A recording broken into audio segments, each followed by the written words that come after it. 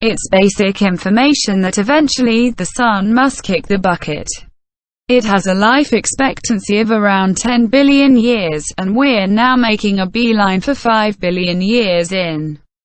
That raises a significant inquiry: what precisely will happen once the sun arrives at its limit? Over time, the sun gradually changes over its unique hydrogen flexibly into helium, principally by a procedure called the proton-proton chain. It will begin kicking the bucket the second it goes through the entirety of its hydrogen. Fortunately for us, that won't occur for a long time. The greenhouse effect will become extremely effective. One of the primary things that will happen once the sun depletes its hydrogen is that it will light up a great deal. The more brilliant the sun gets, the greater amount of its vitality the Earth will get. The gases in our air, for example, carbon dioxide, methane, and nitrous oxide, work like a cover and right now hold in heat from our star, permitting the planet to help life. With the sun staying at work longer than required, these gases will hold in a greater amount of its vitality. The Earth will turn out to be incredibly sweltering, causing water everywhere throughout the world to dissipate and make a thick cloud in the atmosphere. 2. This cloud will shield the Earth's surface from the sun's radiation for some time. After sufficient opportunity, however, the warmth will turn out to be excessively, and the seas will begin bubbling. Now, it will be not, at this point, workable for life to exist on Earth. On the off chance that we're not dead by at that point, we would surely kick the bucket from absence of water and over-the-top warmth. The sun will expand. Not exclusively will the sun become a lot more brilliant, yet it will likewise increment extraordinarily in size.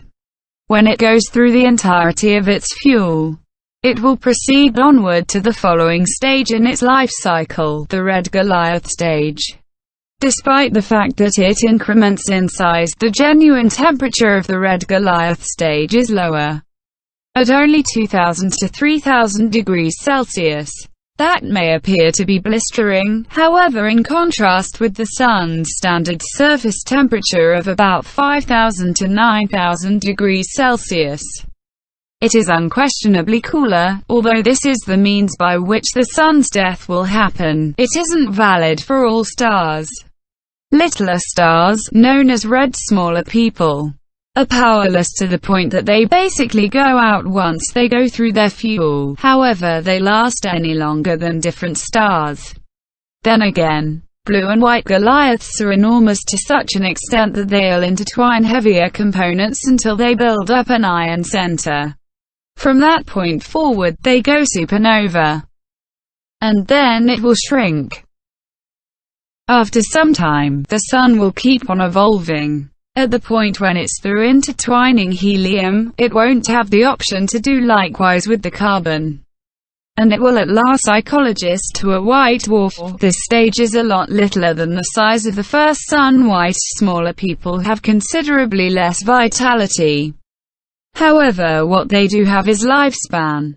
These star leftovers keep sparkling on for a huge number of years, until sooner or later, far later on, they transform into dead dark smaller people. It is difficult to realize precisely how long this procedure will take, since space experts as of now accept that the universe isn't even mature enough yet for any dark smaller people to have framed. Earth's orbit will change. Clearly, when the sun kicks the bucket, everything on Earth will be dead. However, that doesn't mean the planet won't at present be moving. When the sun arrives at its red Goliath stage, it will grow to, in any event, 75% the separation to Earth. You'd figure our planet would char. Shockingly, the inverse occurs. As the sun grows nearer to the Earth, the gravitational draw on Earth and other close-by planets really debilitates. This debilitating makes these planets winding ceaselessly from the sun, and into more secure circles from the lit-up star, beside Mercury and Venus, which will be devoured. Obviously, All living things would as of now be gone, making this very late departure to well-being very trivial on Earth's part. Life may form in other places. Despite the fact that life on Earth would be a distant memory when the sun turns into a red mammoth, that doesn't mean it won't return somewhere else. Jupiter and Saturn are both huge planets with numerous moons, which could be habitable. Europa and Ganymede, the two moons that as of now contain ice. That may not sound excessively affable. Europa's generally acknowledged subsurface sea in any case, however, once the sun increments in size, however, it'll be sufficiently close to potentially warm the ice and make a situation appropriate for progressively recognizable-looking types of life to exist. Our galaxy and the Andromeda Galaxy will merge. In spite of the fact that this divine occasion won't be brought about by the passing of the sun, it will happen connected at the hip with it. The primary gathering of our two cosmic systems will occur during the sun's final breaths. The Milky Way and Andromeda cosmic systems are moving rapidly toward one another, at a speed of 402,000 kilometers for each hour, to be precise, which means there will be an inescapable crash. It appears to be unnerving to consider two enormous bodies hammering into one another, yet in actuality, our close planetary system, including the Sun, will probably be fine. Well, we'll be fine until the Sun chooses to finish its life cycle.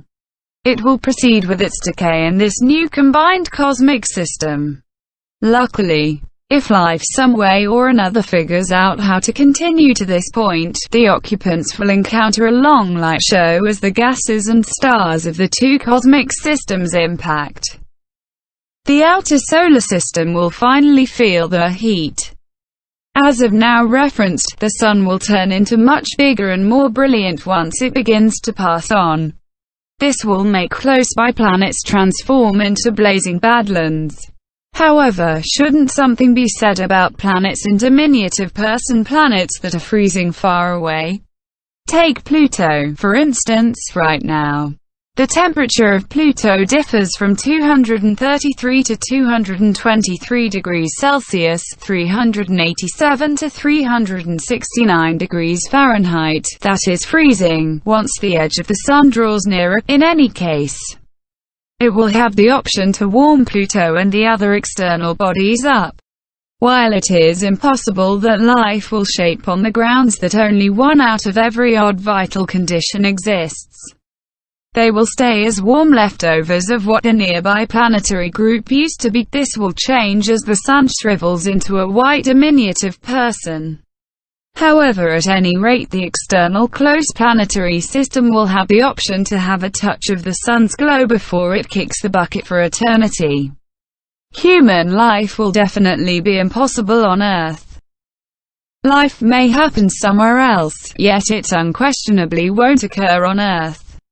Tragically, everything that we've progressed in the direction of will go to destroy once the sun kicks the bucket. The outside of Earth will be too sweltering to even consider think about existence being conceivable. Regardless of whether we by one way or another make new enemy of warmth innovation, it is impossible we would have the option to develop anything to eat or discover water to drink. Everything that is fundamental for endurance will stop to exist. It's odd believing that sooner or later, the entirety of this will no longer appear to issue. The internet will be long dead, alongside each memory we have of our Earth. This is the reason it is basically an expectation that in the distance, life will begin once more. It is profoundly improbable, however, that this life will look anything like humankind. Regardless of whether they do have similar highlights, it will take billions of years for ever structures to advance again to where we are today. Asteroids won't make it far. We're utilized to the possibility of space rocks possessing our nearby planetary group. However, shockingly, it is conceivable that they'll confront some difficulty once the sun at last settles down into its white diminutive person stage. Now, Jupiter and other external planets will have likewise balanced their circles to the Sun's extreme changes. In light of Jupiter's huge mass, it will even now go about as a heavyweight.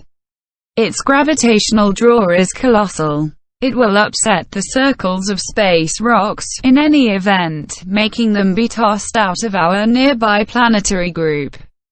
They may likewise be pushed toward the white diminutive person or just destroyed to dust. Scientists can make such expectations by seeing current white small stars. There is still a ton of exploration going into what will happen once the Sun arrives at this stage. They have seen that the territories around white smaller people contain a great deal of residue. This demonstrates they're more likely than not being assemblages of rock circling close to the stars sooner or later. These rough bodies more likely than not being squashed into insignificant particles to make what cosmologists see